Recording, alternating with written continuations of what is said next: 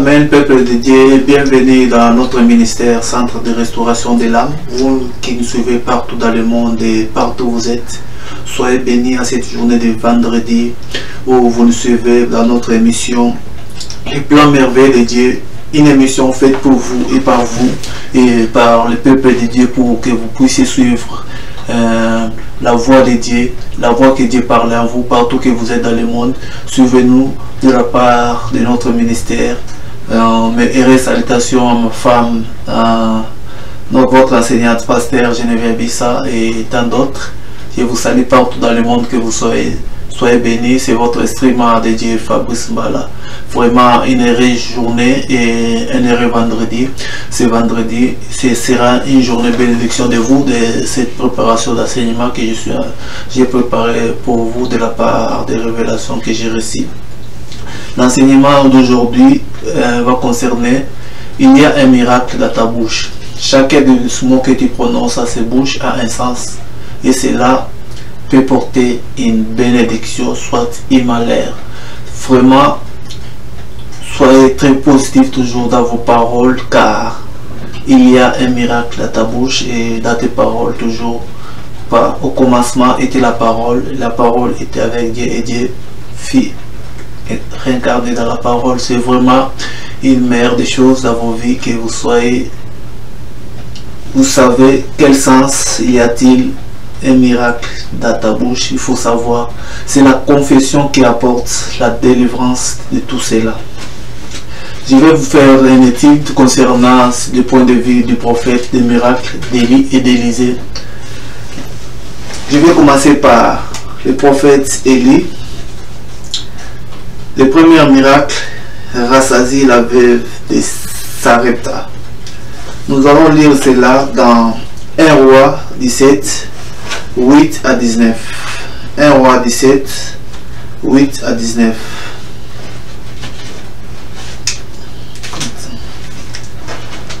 1 Roi 17, 8 à 19. Je lis au nom de Jésus-Christ.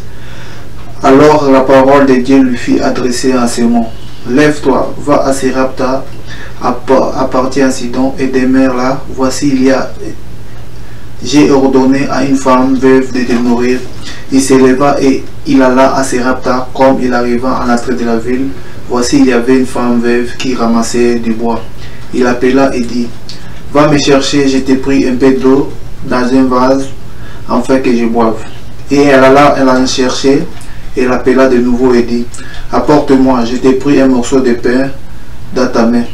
Et elle répondit: L'Éternel, ton Dieu est vivant, je n'ai rien de cuit, je n'ai qu'une poignée de farine dans un pot et un peu d'huile dans une cruche. Et voici, j'ai ramassé des morceaux de bois, puis j'y rentrerai et je préparerai cela pour moi et mon fils. Nous mangerons, après que quoi, nous mourrons. Et lui dit: Ne crains point, rentre, fais comme tu as dit, seulement prépare-moi d'abord avec cela un peu de gâteau, et cela me l'apportera. Tu me l'apporteras, tu en feras ensuite pour toi et pour ton fils. Car ainsi parle l'Éternel, le Dieu d'Israël, la farine qui est dans le pot ne manquera point, et de l'huile qui est dans la cruche ne diminuera point, jusqu'au jour où l'Éternel fera tomber de la pluie sur la face du sol. Elle alla et elle fit selon la parole d'Élie, et pendant longtemps elle eut de quoi manger, elle et sa famille, aussi bien qu'Élie.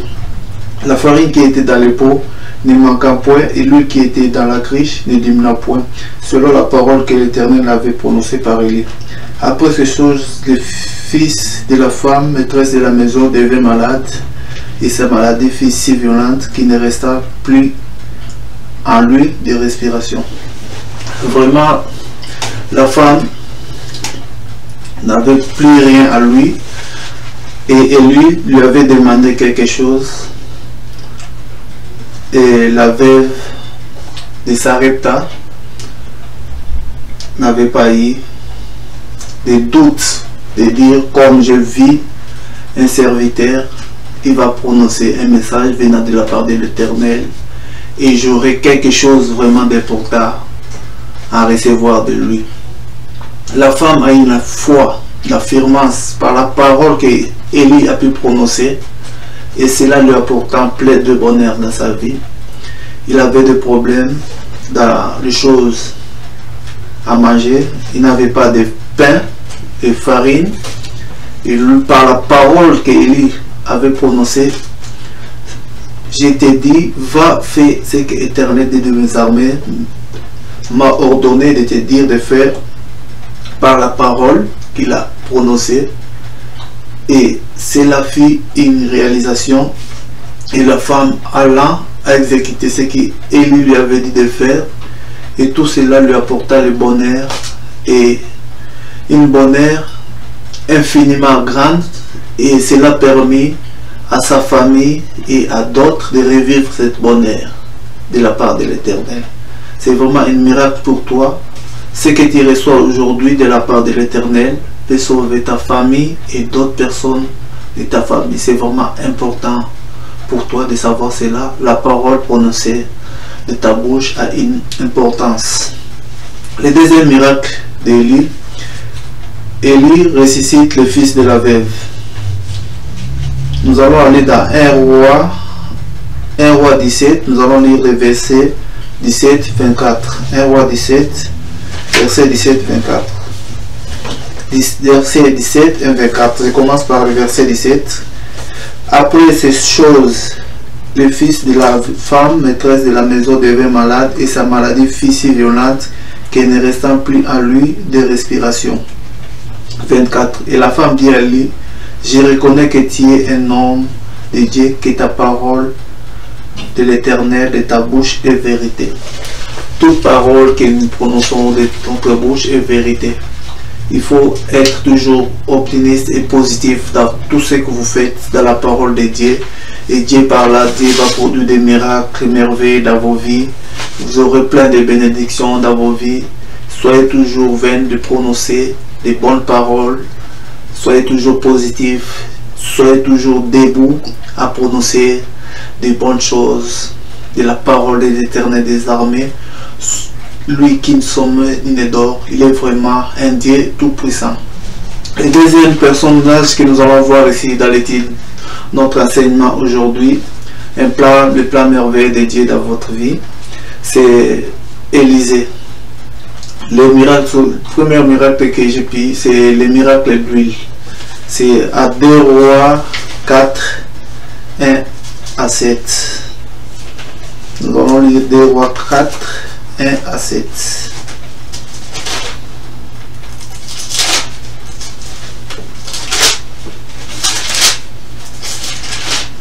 J'ai lu au nom de Jésus-Christ. Une femme d'entre les femmes des fils des prophètes cria à Élie en disant, ton serviteur, mon mari, est mort, et tu sais que ton serviteur craignait l'Éternel. Or, le créancier est venu pour prendre mes 2 enfants et en faire ses esclaves. Et lui dit, que puis-je faire pour toi? Dis-moi, qu'as-tu à la maison? Et répondit, ta servante n'a rien du tout à la maison qu'une vase d'huile. Et il dit, va demander au dehors des vases chez tous les voisins, des vases vides, et n'en demande pas un petit nombre. Quand tu seras rentré, tu fermeras la porte sur toi et sur tes enfants. Tu verseras tous ces vases et tu mettras de côté ceux qui seront pleins. Alors elle quitta, elle ferma la porte sur elle et sur ses enfants, et puis présentait les vases et elle servait. Lorsque les vases furent pleins, elle dit à son fils, présente-moi encore un vase. Mais il lui répondit, il n'y a plus de vase, et lui s'arrêta. Il alla le porter à l'homme de Dieu et il dit, va vendre l'huile et paye ta dette, et tu vivras, toi et tes fils, de ce qui restera. Lorsque Dieu vous ordonne quelque chose, la femme avait un besoin là. Il est parti chez le prophète Élisée en lui parlant de ses problèmes qu'elle avait. Ces 2 femmes, des créanciers, devaient prendre ces deux petits-enfants suite au problème de créances qu'elle avait. C'était une veuve là. Mais suite au miracle de la parole que le prophète Élisée a dit, va dans ta maison, renferme ta porte et tu verras, et va collecter les vases chez tous les voisins et par après renferme ta porte. Il faut toujours suivre les directives de l'Éternel. Ce n'est pas le problème qu'il y a aujourd'hui qui ne peut pas. Notre Dieu, sa main n'est pas courte pour atteindre tous ces problèmes-là. Il voit tout. Il est capable d'agir n'importe comment, par sa parole, par la parole d'un de ses serviteurs à côté là. Il est capable d'agir. Il ne sommeille ni ne dort. Il est là toujours à côté de vous. Il attaque un seul mot que vous parlez comme la femme l'a fait. Il a parlé au prophète Élisée. Élisée, voici mon cas. Les 2 fils que j'ai là, les créanciers viennent à prendre comme échange de monnaie, mais je n'ai rien pour en faire.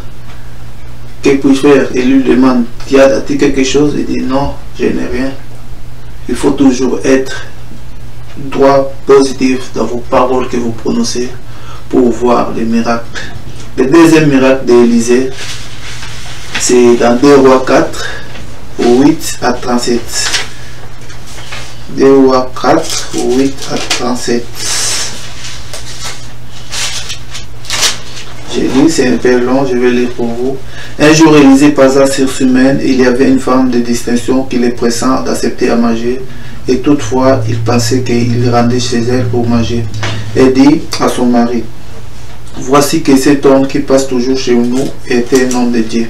Faisons une petite chambre haute avec des murs et mettons-y pour lui un lit, une table, une chaise et une chandelier, afin qu'il s'y retire quand il viendra chez nous. Élisée était revenu à Sunem et se retira dans la chambre haute et y couchant. Et il dit à Géhazi, son serviteur, appelle cette Sunamite. Géhazi l'appela et se présenta devant lui. Et Élisée dit à Géhazi, dis-lui, voici que nous a montré tout ce qui empresse, tout ce que peut-on faire pour toi. Faut-il parler pour toi au roi ou au chef de l'armée? Elle répondit, j'habite au milieu de mon peuple. Et il dit, que faire pour elle? Géhazi répondit, mais elle n'a point de fils de son mari est vieux. Et dit, appela Géhazi, l'appela et se présenta à la porte. Élisée lui dit, à cette même époque de l'année prochaine, tu embrasseras un fils. Et il dit, non, mon Seigneur, homme de Dieu, ne te trompe pas, ta servante. Cette femme devient enceinte et elle enfanta un fils à la même époque de l'année suivante, comme Élisée lui avait dit. L'enfant grandit et un jour qu'il était allé trouver son père vers le moissonneur, et dit à son père, ma tête, le père dit à son serviteur, porte-le à sa mère. Le serviteur la porta et l'amena à sa mère. L'enfant resta sur les genoux de sa mère jusqu'à midi, puis il mourut. Elle monta en le couchant sur le lit de l'homme de Dieu, ferma la porte sur lui et sortit. Elle appela son mari et dit, envoie-moi, je t'ai pris un serviteur et un ânesse, je vais aller à hâte vers l'homme de Dieu et je reviendrai. Et elle lui dit, pourquoi veux-tu aller aujourd'hui vers lui si ce n'est ni nouvelle lune ni sabbat? Elle répondit, tout va bien. Puis elle fit sceller l'ânesse et dit à son serviteur, mène et pars, ne m'arrête pas en route sans que je te le dise. Elle partit donc et se rendit vers l'homme de Dieu sur la montagne de Carmel. L'homme de Dieu l'ayant aperçu de loin dit à Géhazi, son serviteur, voici cette servante. Maintenant, cours donc à sa rencontre et dis-lui, te portes-tu bien? Ton mari et ton enfant se portent-ils bien? Elle répondit bien. Et dès qu'elle fut arrivée auprès de l'homme de Dieu sur la montagne, elle embrassa ses pieds. Géhazi s'approcha pour la repousser, mais l'homme de Dieu dit, laisse-la, car son âme est dans l'amertume et l'Éternel me l'a caché. Et il ne l'a point fait connaître. Alors elle dit, ai-je demandé un fils à mon Seigneur? N'ai-je pas dit, ne me trompe pas? Et Élisée dit à Géhazi, Saint-Terrain, prends ton bâton dans ta main et pars. Si tu racontes quelqu'un, ne le salue pas, et si quelqu'un te salue, ne le répond pas. Tu mettras mon bâton sur le visage de l'enfant. La mère de l'enfant dit, Éternel est vivant, et ton âme est vivante. Je ne quitterai point. Et s'élevant, elle a suivi. Géhazi les avait devancés et il avait mis le bâton sur le visage de l'enfant, mais il n'y a eu ni voix ni signe d'attention. Il se retourna à la rencontre d'Élisée et lui rapporta la chose en disant, l'enfant ne s'est pas réveillé. Lorsque Élisée arriva dans la maison, voici l'enfant était mort couché sur son lit. Élisée entra et ferma la porte sur eux deux et elle pria. Elle monta et se coucha l'enfant et se mit à coucher sur sa bouche et ses yeux, sur ses yeux, ses mains sur ses mains, et s'étendit sur lui, et la chair de l'enfant se réchauffa. Élisée s'éloigna et alla par la maison, puis remonta, s'étendit sur l'enfant, et l'enfant éternua cette fois, il ouvrit les yeux. Élisée appela Géasi et dit, appelle cette Soumaniste. Géasi l'appela et vint vers Élisée et dit, prends ton fils. Il alla se jeter à ses pieds et se prosterna contre terre et dit, son fils est sorti. Vraiment, ce sont des grands miracles que une femme qui avait une grande conviction à lui, c'est de pareilles fois qu'il faut avoir toujours à cas de problème. L'enfant était déjà mort, mais son mari lui demanda pourquoi courtir rapidement. Il dit, tout va bien, je vais quelque part. Or, il y avait déjà un grand problème dans sa vie. L'enfant était déjà mort, il a refusé de dire à son mari, il a dit tout va bien. Grâce à cette foi-là qu'il avait, il savait que l'homme de Dieu va ressusciter son enfant et il est allé et tout fit aller bien. Cette promesse-là de l'enfant, on peut le comparer, le même miracle, on peut le comparer au miracle accompli par Élie dans 1 Roi, versets 17 et 24. Et Élisée a accompli le même miracle des fils de Sunamite au 2 Rois 4, 8 à 37. C'est le même miracle à comparer. Mais aussi la promesse d'un enfant à la femme Choumen rappelle la promesse de Sarah à Genèse 18, verset 10. Genèse 18, verset 10. L'eau salée, le troisième miracle, si je veux parler de Élisée, c'est l'eau salée. L'eau salée, le potager était empoisonné. C'est dans 2 Rois 2, 19 à 22. 2 Rois 2, 19 à 22. 2 Rois 2, 19 à 22. Les gens de la ville dirent, voici ce jour la ville est bon comme le voit mon Seigneur, mais les eaux sont mauvaises et le pays est stérile. Il dit, apporte-moi un plat neuf et mettez-y du sel, et ils lui apportèrent et alla vers la source d'eau et il y jeta du sel et dit, ainsi par l'Éternel, j'assainis ces eaux et il n'en proviendra plus ni mort ni stérilité. Et les eaux furent assainies jusqu'à ce jour, selon la parole qu'Élisée avait annoncée. Vraiment, derrière, il y a un miracle dans ta bouche, derrière la parole, il y a un miracle que tu prononceras. C'est vraiment important dans votre vie que vous soyez vraiment optimiste dans votre vie. Et tout ce que vous faites, sachez que derrière ta bouche, ta parole, il y a un miracle venant de la part de l'Éternel. Vraiment, c'est très important. Je vais finir par un coup de verset qui accompagne toujours l'eau qui a été empoisonnée, le potager empoisonné. Dans 2 Rois 4, verset 2 Rois 4, versets 38 et 41. 2 Rois 4, verset 38 et le verset 41.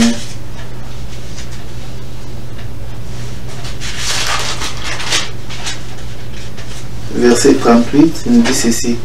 Élisée revint en Galilée, il y avait une flamme dans le pays, comme le fils des prophètes était assis devant lui. Il dit à son serviteur, mets les grands pots et fait cuire un potage pour le fils des prophètes. 41. Il mit alors le pain devant eux et ils mangèrent, ils eurent du reste selon la parole de l'Éternel. Vraiment, dans tout cela, il y a toujours les paroles que les gens prononcent avant une réaction de quelque chose. Et derrière ta parole là, il y a de bonnes choses. Et de ces prophètes que nous voyons, il y a un miracle dans ta bouche de tout ce que tu prononces. Vraiment, vous qui nous suivez maintenant, faites un effort d'avoir une foi, une ferme assurance à Dieu. C'est la confession qui apporte la délivrance. Commencez tout d'abord par la confession, c'est là.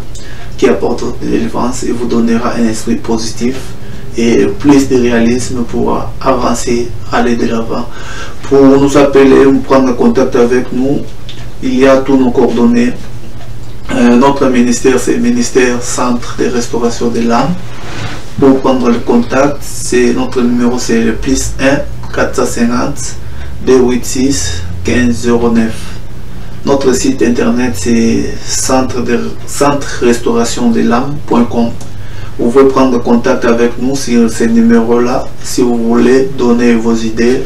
Nous allons vous accueillir pour nos programmes. Si vous voulez participer à nos programmes, nous sommes là, disponibles à main ouverte pour tout le monde qui est dans la voie chrétienne.